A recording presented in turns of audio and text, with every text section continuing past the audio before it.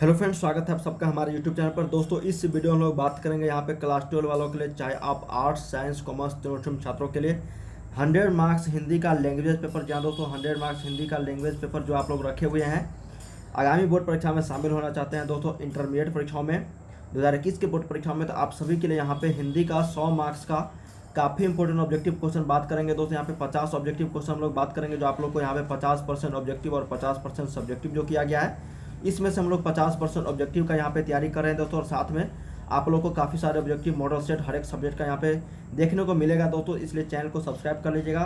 Video पसंद आता है तो लाइक जरूर करना दोस्तों। इस तरह के आप लोग को काफ़ी सारे वीडियो देखने को मिलेंगे, ठीक है।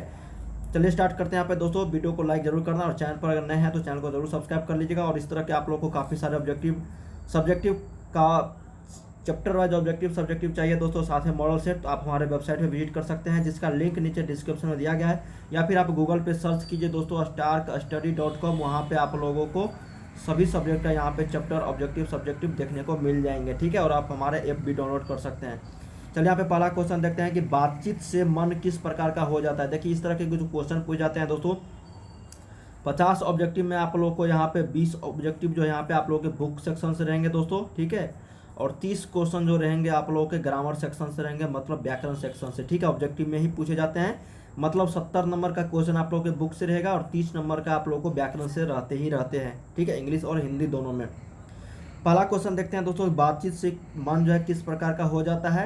तो बातचीत चैप्टर में इस तरह का आप लोगों को क्वेश्चन मिलेगा दोस्तों, बातचीत से मन किस प्रकार का हो जाता है, तो हल्का और स्वच्छ हो जाता है।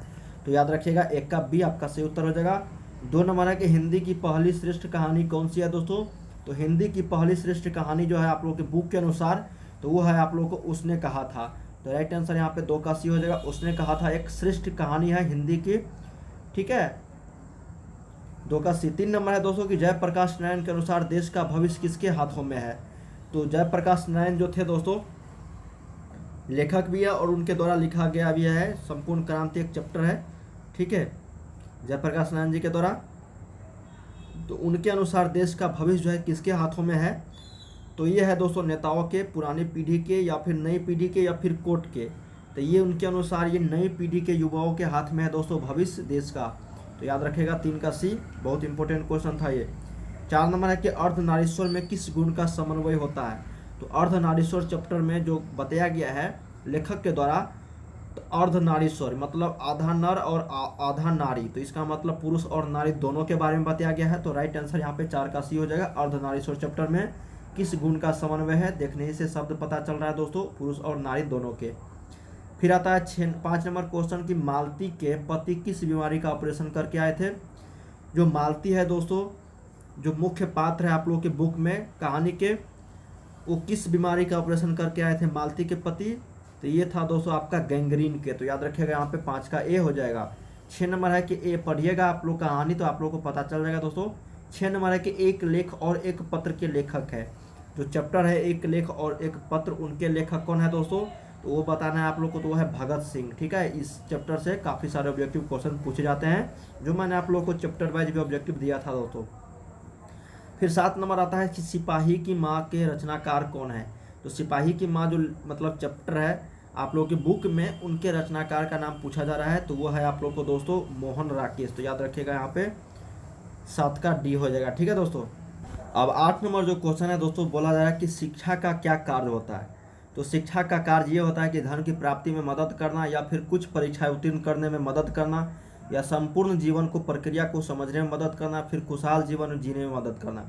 ये जो 8 का सी ऑप्शन है दोस्तों, ये काफ़ी मतलब ये जो मतलब ऑप्शन है, ये शिक्षा का जो क्या कार्य है उनको अच्छी तरह से दर्शाता है यहाँ पे, कि संपूर्ण जीवन को प्रक्रिया को समझाने में मदद करना। तो राइट आंसर आपका 8 का सी हो जाएगा, ठीक है। अब 9 नंबर क्वेश्चन देखते हैं दोस्तों। यहाँ पे बोला जाए कि उदय प्रकाश ने किस पत्रिका के संपादन विभागों में काम किया है। क्या क्वेश्चन है कि उदय प्रकाश ने किस पत्रिका के संपादन विभाग में काम किया है, ठीक है। तो ये आपका हो जाएगा राइट आंसर दिनमान, ठीक है। तो यार राइट आंसर 9 का ए आप लोग के बुक से ही है क्वेश्चन ये।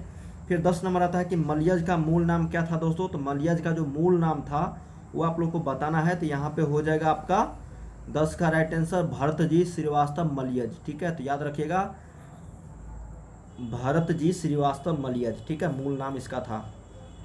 11 नंबर है कि मलिक मोहम्मद जैसी किस शाखा के कवि हैं। तो मलिक मोहम्मद जैसी जो कवि है दोस्तों, ये है आप लोगों का ज्ञान मार्गी कवि, ठीक है, ज्ञान मार्गी शाखा के कवि, ठीक है। पद्मावती का जो लेखक है ये मलिक मोहम्मद जैसी है, जो काफ़ी पॉपुलर ग्रंथ है, ठीक है। 12 नंबर के सूरदास किस भाषा के कवि है। तो सूरदास जो थे दोस्तों, ये जो कवि थे ब्रज भाषा के कवि थे, तो याद रखिएगा यहाँ पे 12 का बी। 13 नंबर है कि तुलसी को किस वस्तु की भूख है यहाँ पे। तो तुलसी को जो है ना, तुलसीदास जी को जो उनको भूख रहती है दोस्तों, वो रहता है आपका यहाँ पे भक्ति की, ठीक है। तो याद रखिएगा यहाँ पे 13 का सी। 14 नंबर है कि नाभादास किस धारा के कवि थे दोस्तों। तो नाभादास जो थे वो आपका निर्गुण धारा, सगुण धारा या फिर सगुण उपासक राम भक्त धारा या फिर इनमें से कोई नहीं। तो ये था दोस्तों सगुण उपासक राम भक्त धारा, ठीक है। तो याद रखिएगा नाभादास जो है वो किस धारा के कवि थे। तो राम भक्त थे, मतलब उस तरह से बोल सकते हो आप लोग। 15 नंबर है कि भूषण जी ने यहाँ पे मुख्यतः किस भाषा में रचना की है, ठीक है। भूषण जो लेखक है दोस्तों आप लोगों के बालकृष्ण यहाँ पे भट्ट जो है यहाँ पे, और यहाँ पे बात करा जा रहा है कि भूषण जी के द्वारा, ठीक है। तो दोस्तों यहाँ पे बालकृष्ण भट्ट अलग है, ये भूषण जो है यहाँ पे कवित्व जो चैप्टर है उनके द्वारा लिखा गया है। भूषण ने मुख्यतः किस भाषा में रचना की है। तो वो जो रचना किया थे दोस्तों ब्रज भाषा में ही उन्होंने भी रचना किया था, तो याद रखिएगा 15 का सी। 16 नंबर है कि सुभद्रा कुमारी चौहान की लिखी कविता कौन सी है। तो ये है पुत्र वियोग, तो याद रखिएगा यहाँ पे 16 का बी सही उत्तर है। 17 नंबर है दोस्तों आप लोगों को कि शमशेर बहादुर सिंह की कविता है। तो शमशेर बहादुर सिंह जो लेखक है उनके द्वारा जो लिखा गया है कविता है वो आप लोग को बताना है दोस्तों। तो वो है आप लोगों को यहाँ पे उषा जो चैप्टर है, ठीक है दोस्तों, वो शमशेर बहादुर सिंह के द्वारा ही लिखा गया है उषा चैप्टर, तो याद रखिएगा 17 का सी। 18 है कि अधिनायक किस कवि की रचना है। तो अधिनायक जो चैप्टर है वो किस कवि के द्वारा लिखा गया है। तो उस कवि का नाम है रघुवीर सहाय, तो याद रखिएगा 18 का ए। बहुत इंपॉर्टेंट क्वेश्चन है ये सब दोस्तों, ठीक है, और मॉडल सेट का क्वेश्चन है। फिर आता है 19 नंबर की आज जनता किससे आतंकित है। क्या क्वेश्चन है कि आज जनता जो है वो किससे आतंकित है दोस्तों। तो ये आप लोग को बताना है, तो सही उत्तर यहाँ पे 19 का सी हो जाएगा, पूंजीवादी व्यवस्था से, तो याद रखिएगा 19 का सी। 20 नंबर है कि उत्सव कौन मना रहे हैं। तो उत्सव जो मना रहे थे दोस्तों वो था आपका आम जनता या फिर शासक वर्ग या फिर विपक्षी दल। तो ये शासक वर्ग जो है उत्सव मना रहे थे। आप लोगों के बुक से ये क्वेश्चन उठाया गया है, ठीक है। 21 है कि हर्ष उल्लास का संधि विच्छेद क्या है। तो अब यहाँ से देखिए मैंने आप लोगों को बताया ही था दोस्तों कि 20 क्वेश्चन जो है आप लोगों को बुक से रहेंगे और 21 से यहाँ पे 50 क्वेश्चन तक आपको ग्रामर सेक्शन से रहेंगे, ठीक है। तो यहाँ पे हर्ष उल्लास का संधि विच्छेद क्या होगा। तो हर्ष जोड़ उल्लास किस ऑप्शन में है दोस्तों। तो यह है आपका बी ऑप्शन में, तो 21 का राइट आंसर आपका बी हो जाएगा, हर्ष जोड़ उल्लास। 22 है कि सूर्योदय का संधि विच्छेद क्या है। तो सूर्योदय का जो संधि विच्छेद है दोस्तों ये आपका सूर्य जोड़ उदय हो जाएगा, तो सही उत्तर यहाँ पे 22 का ए हो जाएगा, सूर्य जोड़ उदय सूर्योदय। 23 है कि उज्ज्वल का संधि विच्छेद है। तो उज्ज्वल जो है यहाँ पे उत जोड़ ज्वल हो जाएगा, तो सही उत्तर यहाँ पे 23 का सी, उत जोड़ ज्वल उज्ज्वल। फिर आता है 24 नंबर के उद्भव का संधि विच्छेद क्या है।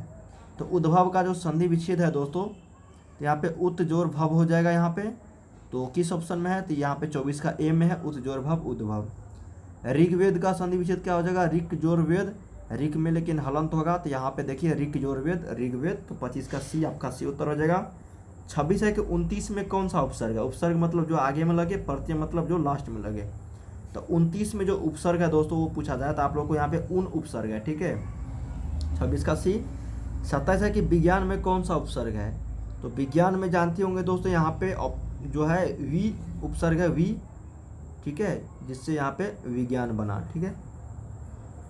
तो सही उत्तर यहाँ पे 27 का बी। 28 है कि पढ़ाई में कौन सा प्रत्यय है।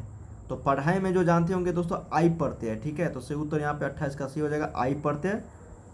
क्या है दोस्तों, पढ़ाई में आई प्रत्यय है, ठीक है, तो याद रखिएगा यहाँ पे 28 का सी। 29 है कि झाड़ू में कौन सा प्रत्यय है।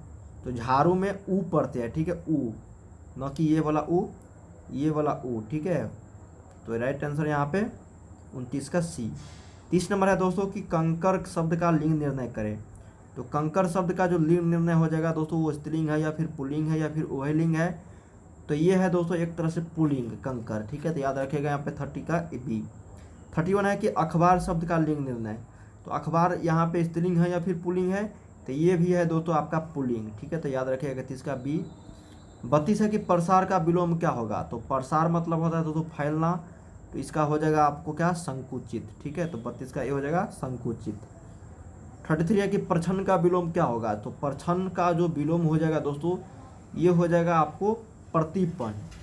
प्रछन्न का क्या हो जाएगा, प्रतिपन्न, तो सही उत्तर यहाँ पे 33 का सी।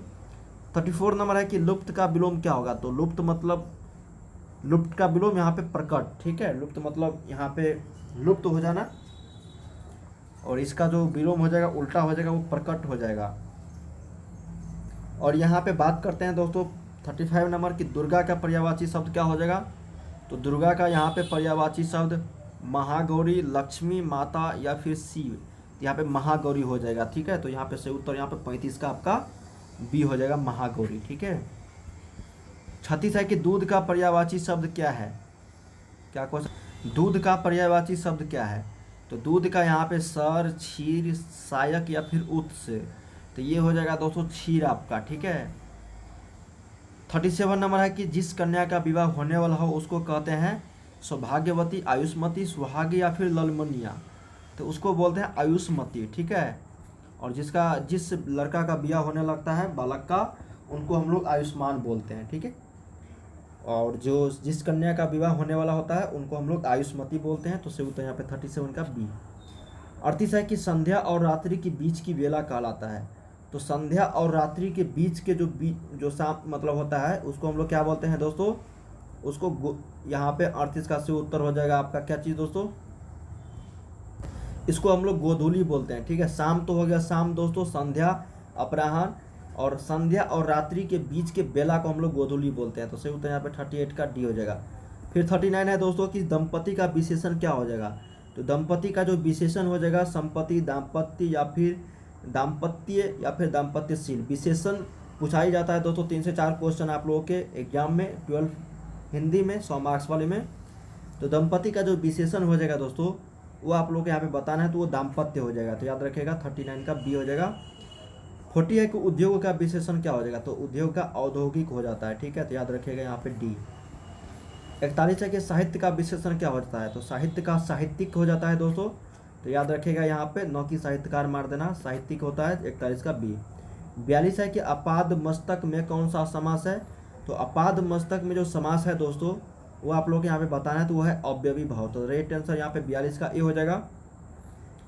43 है दोस्तों कि पुस्तकालय में कौन सा समास है, तो पुस्तकालय में जो समास है दोस्तों वो आप लोग को बताना है, तो वो तत्पुरुष समास है, तो यहाँ पे 43 का बी हो जाएगा। 44 देखते हैं कि अष्ट धातु में कौन सा समास है, तो अष्ट धातु में जो यहाँ पे समास है दोस्तों, अष्ट यहाँ पे बोला जा रहा है, तो अष्ट धातु में जो समास है वो द्विगु समास है, तो याद रखिएगा यहाँ पे 44 का सी हो जाएगा, ठीक है। 45 है दोस्तों कि फल फूल में कौन सा समास है, फल फूल में, तो फल फूल में जो यहाँ पे समास बोला जा रहा है तो आप लोग का यहाँ पे हो जाएगा द्वंद्व समास, ठीक है, फल फूल, ठीक है, दिन रात, इस तरह से द्वंद्व समास का उदाहरण होता है माता पिता, ये फल फूल, बीच में हाइफन भी होना चाहिए। 46 है कि सपरिवार में कौन सा समास है, सपरिवार, तो सपरिवार में जो समास है दोस्तों वो आप लोग के बताना है, तो ये अव्ययी भाव समास है। फिर आता है कि दांत खट्टे करना मुहावरे का क्या अर्थ है, तो दांत खट्टे करना मुहावरे का अर्थ जो होता है दोस्तों, मतलब दांत खट्टे कर दिए उसको, तो उसका जो अर्थ हो जाता है पराजित करना, ठीक है, तो याद रखिएगा यहाँ पे 47 का सी। 48 नंबर है दोस्तों, बोला है कि छाती पर मूंग दलना मुहावरे का क्या अर्थ होता है, तो छाती पर मूंग दलना का मुहावरे का जो अर्थ होता है वो होता है कि विरोधी के सामने ही उसे दुख पहुंचाने की कार्रवाई, क्या क्वेश्चन है, छाती पर मूंग डालना, उनका अर्थ जो है मुहावरे का विरोधी के सामने ही उसे दुख पहुंचाने की कार्रवाई करना। फिर आता है 49 नंबर के 3-13 होना मुहावरे का क्या अर्थ है, तो 3-13 होना मुहावरे का जो अर्थ हो जाता है दोस्तों वो होता है आप लोग को बिखर जाना, तो सही उत्तर यहाँ पे 49 का बी हो जाएगा। 50 नंबर है कि त्राही त्राही करना मुहावरे का क्या अर्थ है, तो त्राही त्राही करना मुहावरे का जो अर्थ हो जाएगा वो हो जाएगा क्रोध करना, ठीक है, सॉरी, रक्षा के लिए पुकारना, क्रोध करना नहीं होगा, त्राही त्राही करना मतलब रक्षा के लिए पुकारना, तो सही उत्तर यहाँ पे 50 का ए। हम लोग दोस्तों इसमें जो मॉडल सेट का क्वेश्चन किया है 150 ऑब्जेक्टिव, वो आप लोगों को 50% ऑब्जेक्टिव पे पैटर्न पे आधारित था, जो बिहार बोर्ड के द्वारा जारी किया गया है दोस्तों 2018 से ही। अब टोटल 60 ऑब्जेक्टिव क्वेश्चन पूछे जाते हैं, जिसमें से आप लोग को सिर्फ और सिर्फ 50 का जवाब देना रहता है, स्टार्टिंग से 50, ठीक है। स्टार्टिंग से मतलब 60 में सिर्फ और सिर्फ आप लोग को 50 ही जवाब देना है, ठीक है। तो उम्मीद करते हैं इस वीडियो के माध्यम से आप लोग को काफ़ी सारी जानकारी मिला होगा दोस्तों। इस तरह के और भी वीडियो देखना चाहते हैं तो ज़रूर कमेंट कीजिए, लाइक कीजिए, सब्सक्राइब कर लीजिएगा चैनल को, और हमारे वेबसाइट पर विजिट कीजिए दोस्तों, जहाँ से आप लोग को सब सब्जेक्ट का आप लोगों को मिल जाएगा प्रैक्टिस सेट करने के लिए, और हमारे मोबाइल ऐप को भी डाउनलोड कर सकते हैं। मिलते हैं नेक्स्ट वीडियो में, देखते रहिए इस चैनल को।